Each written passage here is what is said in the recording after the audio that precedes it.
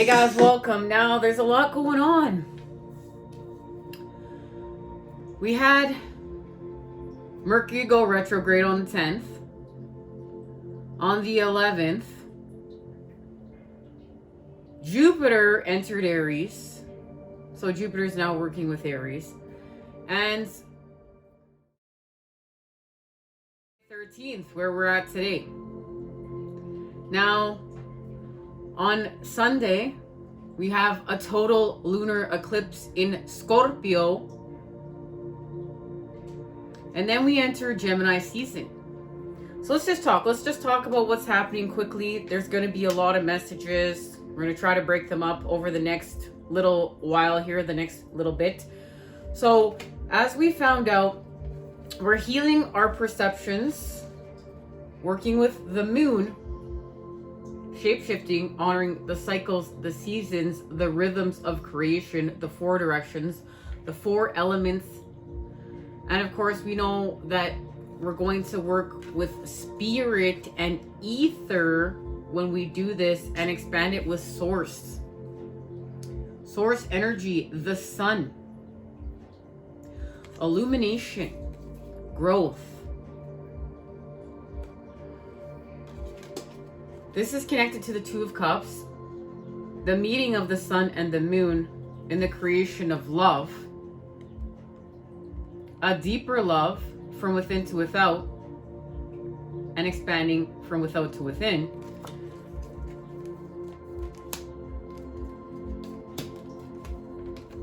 Right here.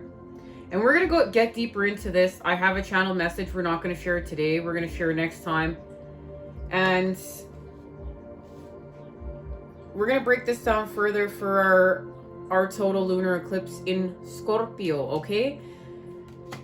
So, our eclipse in Taurus was a reevaluation. And we know that that was a black new moon in Taurus. And that reevaluation was with our worth.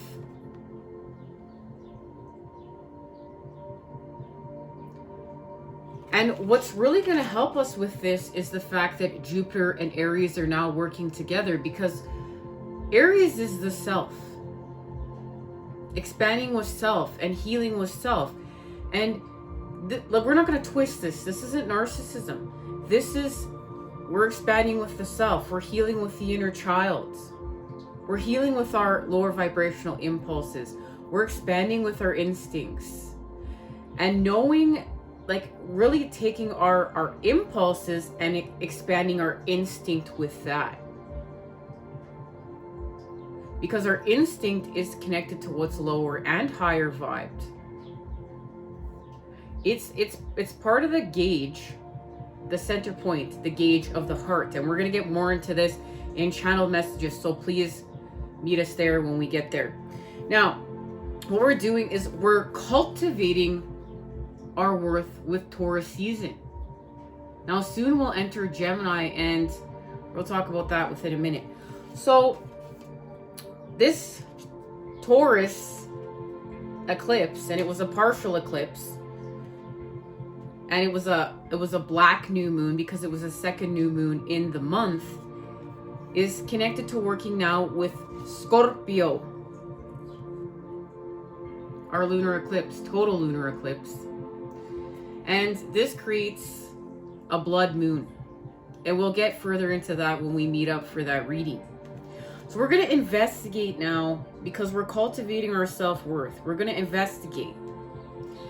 Guys, I feel like I jumped a little forward here. Let me get back. So how we're going to expand with Aries is with Jupiter, the planet of expansion.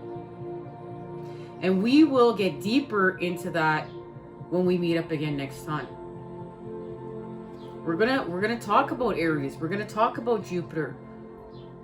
We're also gonna talk about the 8th house, the mystery, because we're investigating mystery right now. We know that Scorpio is working with the 8th house. And this is working with those 13 spheres of knowledge and our connection to working with Pluto and a rebirth. And we know Pluto's in retrograde right now as well. So this eclipse in Scorpio is a time of regeneration. And we're going to breathe through the tension because we're healing with motion. And we also get deeper into this in channel messages. And that's part of healing with the self. Yes, the self is connected to the we, but this is the balance through the center point. And right now, it's going to be about how we interact with the world, how we interact with our loved ones, how we interact with the elements, how we interact with these rhythms of creation, how we shapeshift, how we interact with the forces, the life force energies, how we're doing this. And what it's connected to is our sustainability and being able to sustain with our patterning and our energy. Gemini season and a cross-pollination. And that's happening in Gemini season. But we're going to heal through a misinterpretation, and we're going to find out more what this is in part 3 when we expand off channel messages. But it is connected to the Two of Cups and love. And love is connected to abundance, the Three of Cups. Healing from the Four of Cups, which is our connection to luxury. And this is the Four of Cups. Luxury is connected to the Seven of Cups. Seeing through our illusions. What's toxic? Toxicity, what's stagnant? We want to build off the truth. And yes, sometimes that's hard because much of the truth is negative, but this is about becoming the positive charge. Working with the negative and becoming the positive charge. And this has something to do with illumination through this. And this illumination is connected to our path, our divine blueprints, and the Ten of Pentacles and Mercury Retrograde.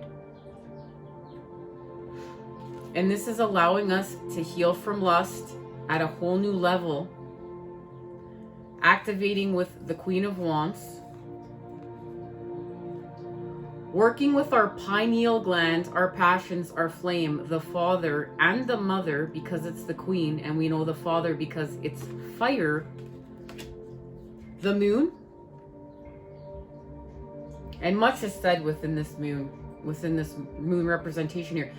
This is going to be about a vibration, a frequency, and an energy. We're gonna resonate with something. Something's calling to us, and it's connected to the scarab beetle. We spoke about this last time we met up too. And the scarab beetle is following the light that is of the sun, of source. Remember, we're healing our perceptions higher. It's going to be a higher vibe perception. We're going to have to see a lower vibe perception or perceptions to create with these higher vibe perceptions. And this is expanding the dark with the light. Becoming the positive charge, shape-shifting with the positive charge.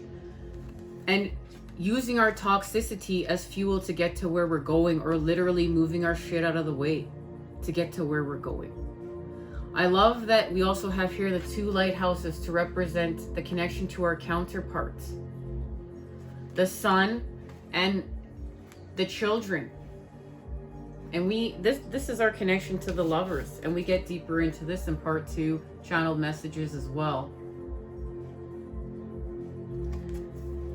And this has to do with the star. We're going to expand from the upper world is going to meet in the middle world, and the lower world is going to push up and meet through the middle world, and we're going to have an expansion. So both worlds are coming together, the upper and lower through the center point, and we're going to have an expansion, and we're going to bring something into formation through a vibration, a frequency, and an energy that's connected to our authenticity and our mission. And, you know, healing our perceptions with source. Now, I just want to find out what this frequency is connected to, and then we will we'll share channeled messages and expand more off this in part 3. Channeled messages being part 2. So, thank you to Teal Swan. What is this frequency connected to? And, you know, don't forget, meditation and prayer. Meditation is when we're actively listening. This is our communication, okay? And prayer is when we're actively speaking. And this has something to do with our messages. Because this has to do with communication. And we know that Mercury is our messages. Gemini, communication. Mercury and Gemini working together. So, either a lack of message or a message, it's going to mean something to us, or maybe both. So if you're in lack of communication, you're going to become the positive charge to that. Or if you're in over communication, you're going to also become the positive charge to that. This is about the restoration of balance. Hone your negotiation and relationship skills. So Mercury, Gemini, and the Lovers. I don't know where Mercury went to. Try to find Mercury. Mercury is somewhere around here. I don't know where Mercury's gone to now. I thought we just had Mercury here, but like, who knows, guys? I got so much going on. Yeah, Mercury's right here.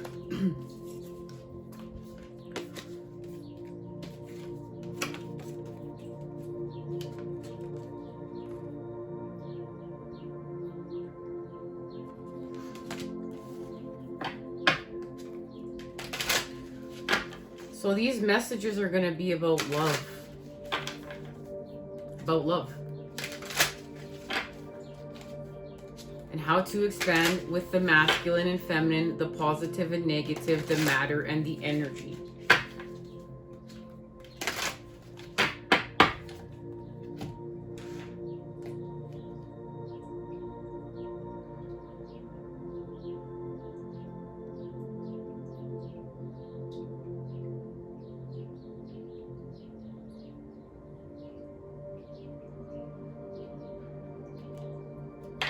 All right, what is this frequency, vibration, frequency, energy connected to?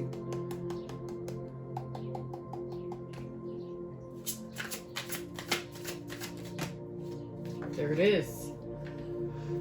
Well, creativity makes perfect sense because we expand off this in Channel Messages Part 2. Creativity is, we're laser focusing with our sacral chakra. Soul family, and unfold. So we're calling in more of our soul family, and we're in a time of unfoldment. I don't even know if that's what we're making them up. We're making them up all the time around here.